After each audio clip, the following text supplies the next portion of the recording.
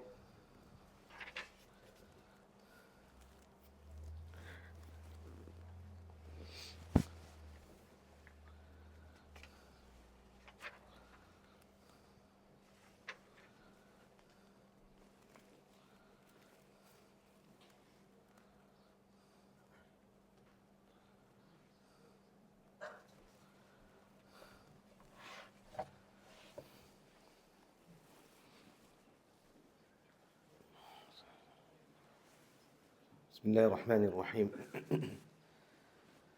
إن الحمد لله نحمده ونستعينه ونستغفره ونؤمن به ونتوكل عليه ونعوذ بالله من شرور أنفسنا ومن سيئات أعمالنا من يهده الله فلا مضل له ومن يضلل فلا هادي له ونشهد أن لا إله إلا الله وحده لا شريك له ونشهد أن سيدنا ونبينا ومولانا محمدا عبده ورسوله أما بعد أعوذ بالله من الشيطان الرجيم بسم الله الرحمن الرحيم قتل أصحاب الأخدود النار ذات الوقود إذ هم عليها قعود وهم على ما يفعلون بالمؤمنين شهود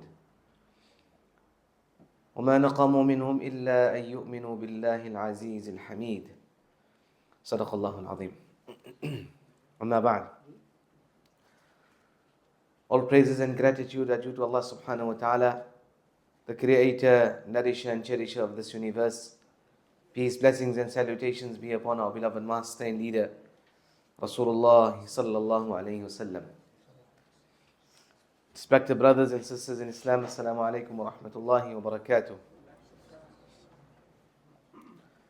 The riwayat of Muslim Sharif, authentic riwayat, Rasulullah sallallahu alayhi wasallam gives us a description of one of the struggles of the previous nations.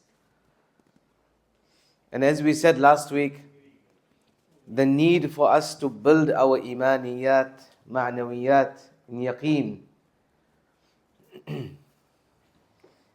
We must understand that before Salahuddin, rahimahullah, was granted victory and opened Masjid al-Aqsa, it was after 88 years of the Crusader occupation. Not only that, what we see in front of us is very serious, of course. But the struggles of the past were perhaps worse. During those 88 years, not one sajda took place in Masjid al-Aqsa. These Zionists are nothing compared to the atrocities of the past. It's very bad, very serious, make no mistake.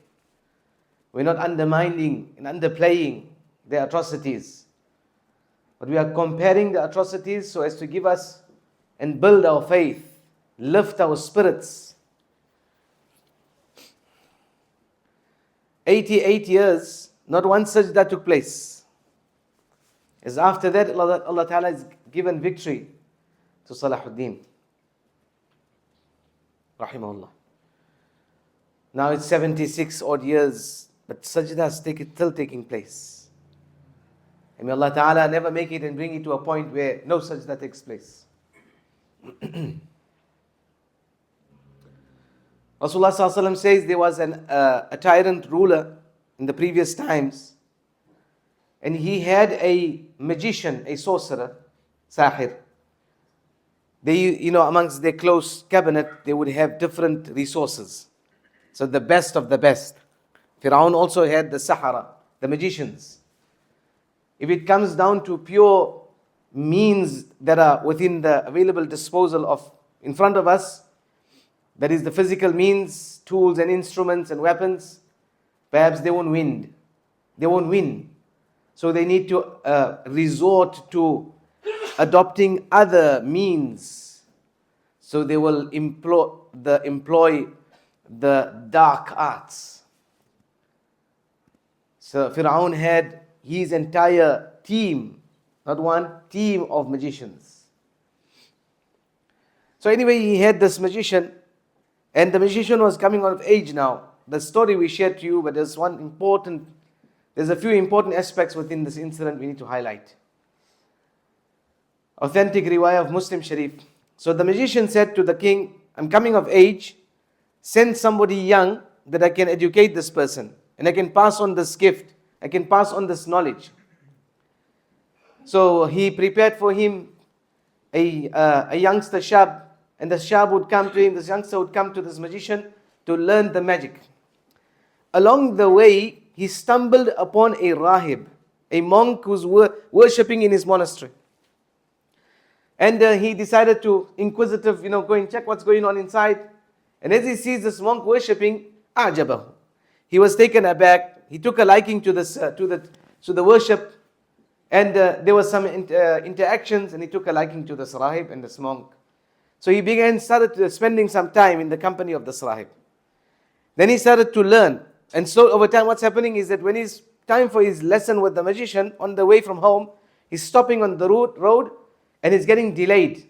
So he reaches the magician, and the magician is punishing him because he's late for class. Side note, if you have your personal domestic issues, don't punish the madrasa with your late coming.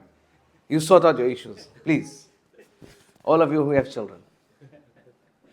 Don't make your domestic issues our issues. We have many students to look after. You sort out your logistics, make sure your child is there on time. Otherwise, Assalamu alaikum. So the rahib said to him, listen, when you go there, tell him that they kept me up at home. And on the way back, he would stop as well. So when he come home, he's in trouble at home as well. Who are you checking? Are you checking somebody on the side? So tell them at home, the magician kept me up. For haqq, you are allowed to bend the rules sometimes. So anyway, he continued learning, became a very pious person. And he learned the deen, he was worshipping Allah Ta'ala. It was serious, it was very sincere. The time came now, and as one of the day's usual system, there's a huge animal on the road that's blocking the road of the people. So today he said to himself, I will test whether the matter of this monk or this rahib is true or not true. So he makes a dua to Allah Ta'ala, Allah, if the matter of this rahib is true, then you remove this animal from the path and open the way for the people to continue their work. There's a side note again. One day there was a huge animal, an elephant, was blocking the road, and there was huge rewards for the person who can take this animal out of the way. So nobody could manage to move this elephant off the road. You need to come to South Africa to see these big elephants. You'll get scared. Or India maybe. But anyway, so one Maulana, bichara what we call, he went and he whispered something in the ears of the animal, this elephant. The elephant started to cry and moved off. So they said, Maulana, what did you tell this elephant? He said, I didn't say anything. I just disclosed my salary to him. He couldn't take it. Allahu Akbar. Anyway, come back to the serious talk. So the animal moved off the road. Now the monk said to him, your matter has reached this point now, where Allah Ta'ala is showing karamat on your hands. And you will be put to the test. Do not disclose my information. Time passes on. The king has another one of his subjects, Jalisul Malik, very close subject. And this person becomes blind. So he had a lot of wealth. He hears of this boy. And because he's now in the next line of succession to be the curer for the king, or magician of the king, inverted commas. So he comes to this boy and he said, listen, whatever wealth is here is yours if you can cure my blindness. He probably had a cataract, which there was no new medicine of today's time. So the boy said, listen, I can't cure, but my Rabb will cure you if you bring Iman. So this person was desperate. He brought Iman. He took the Shahada. The boy made dua for him and Allah Ta'ala cured him. So he became a proper, genuine Muslim, a believer in Allah Subhanahu wa Ta'ala. The king was taken aback. Who cured you? He said, my Rabb. Who's your Rabb besides me? Allah is my Rabb. Now everything is exposed. So the boy is brought forward. The boy is tortured severely. And eventually he could not manage and he exposed and he disclosed the information of the Rahib. So the Rahib was brought in front of the king. He was told to turn apostate and to believe in the king. He refused. He was punished. And thereafter they brought a saw. They tied him to the ground. What we said last week, they would dig the pits, put them in the ground, close the hole, and they would saw them from head to toe. And the Rahib was made shaheed in this fashion. Then they brought the subject of the king, Jalisul Malik. They asked him to turn away from the deen. He was sincere and he was true. He said no, he refused. He was punished. Same thing happened. They dug the pit, put him inside and sawed him from head to toe. They would not waver. In order for us to get to Jannah, we got to go through the hard path. Because Jannah is veiled with difficulties. When the Prophet ﷺ, authentic riwayat, talks of the Dajjal, what did he say? He said, the Dajjal will have fire and he'll have water. Behind the fire of Dajjal is Jannah, and behind the water of Dajjal is Jahannam. So if you are faced up with the situation to enter one of the two, jump into the fire of Dajjal. In order to get to Jannah, we got to cross that veil. It looks like a fire, but it's not a fire actually. So in the eyes of the dunya, it's a fire. So they were sought from head to toe. Now this boy, he's the leader of the three, or the trio. So they're not going to just kill him like that. They're going to make a spectacle of killing him. So they call this boy forward. Turn away from your deen. He refuses.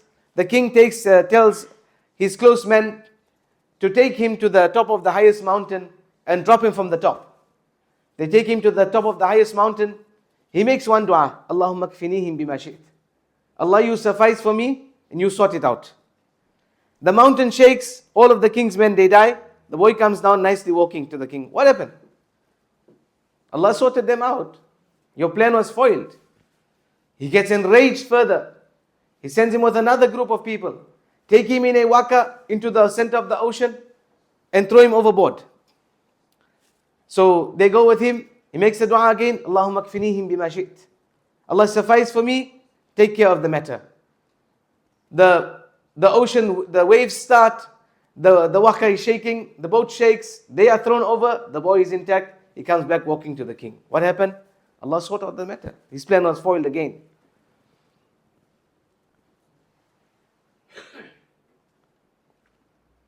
Then so the boy says to the king, listen, you can't kill me. I'll show you how you're going to kill me. If you want to kill me, then you need to take an arrow from my quiver and you'll place me on the other side and you'll say the following words. Bismillahi Rabbil Ghulam. In the name of Allah, the Lord of this boy. But before that, these are the kings of the time. They need to make a spectacle. So call all the media, the drone footage and everything. Little do they know that their own destruction is in that same system. Allahu Akbar. Bismillahi Rabbil Ghulam, and he throws the arrow, shoots the arrow to this boy. The arrow lands straight on the head of the boy, and then he passes away, he's martyred. And the entire society, the whole town is there. Everybody is there. Because now this is a challenge of the king. We will show our enemies. We will exterminate them. We will smoke them out. We will drive them out. We will kill them, nuke them, bomb them. Take the drone footage. Little do they realize that it was after the death of this boy that the entire community said the Shahada and entered into Islam.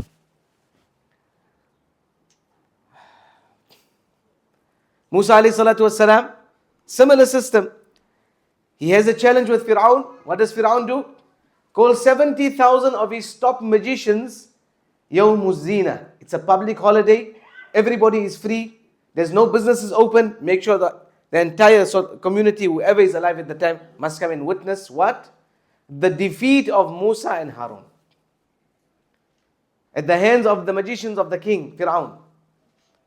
So they, فَأَوْجَسَ فِي نَفْسِهِ خِيفَةً مُوسَى. When they choose to target the leaders and then they broadcast it, then that is their own downfall. Today, after the death of the leader of the resistance, many non-Muslims are singing his praises. That he wasn't hiding in a bunker. He was 150 meters from the front line. Boots on, fighting to his last breath. Leaders of the West can never do that. Because they are coward. They only know how to press buttons. Or they don't even press the buttons themselves. They will tell others to press the buttons. So 12,000, more than 12,000 of their soldiers are sitting in hospital. And 60% of them have PTSD. And many of them are amputees. Within a few months' time, he said over 100,000 people are going to enroll in the mental hospitals. The leaders and their children will not be participating. Their community will be subjected to this torture at the hands of their own leaders. Subhanallah. So Musa alayhi salam, فَأَوْجَسَ فِي نَفْسِهِ خِيفَةً مُوسَى. Musa alayhi salam is a human being. He's a human being. And the human taqaba, the human dictate is, we will go through the process of fear and anxiety. So when the 70,000 magicians threw down their sticks and their staffs, and then they hypnotized the eyes of the people, and it looked like it was snakes, and it looked like it was, these slithering snakes about, Musa ﷺ just had a moment of hesitation. أوجس في نفسه خيفة موسى. Fear. قلنا لا تخف. Musa, don't forget. You have the staff. إنك أنت الأعلى. وألقي ما في يمينك.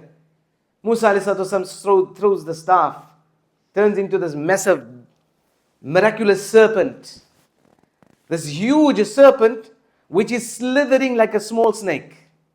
The larger the serpents, the more slower they move. But Musa ﷺ's serpent was so huge, but it's slithering like a small snake, and it instills more fear into the person. And immediately the serpent devours all of these sticks and staffs. The magicians on the other side know that this is genuine and theirs is fake. Immediately, فَأُلْقِيَ السَّحْرَةُ سَاجِدِينَ. They fell, 70,000 of them fell into sajda. That when they lifted their heads from sajda, Fir'aun threatened them that I will chop your right hand and your left leg. They said, فَقْضِ مَا أَنْتَ قَاضٍ. You be our guest and do as you please. You will only destroy our hands and legs, but you won't destroy our akhirat.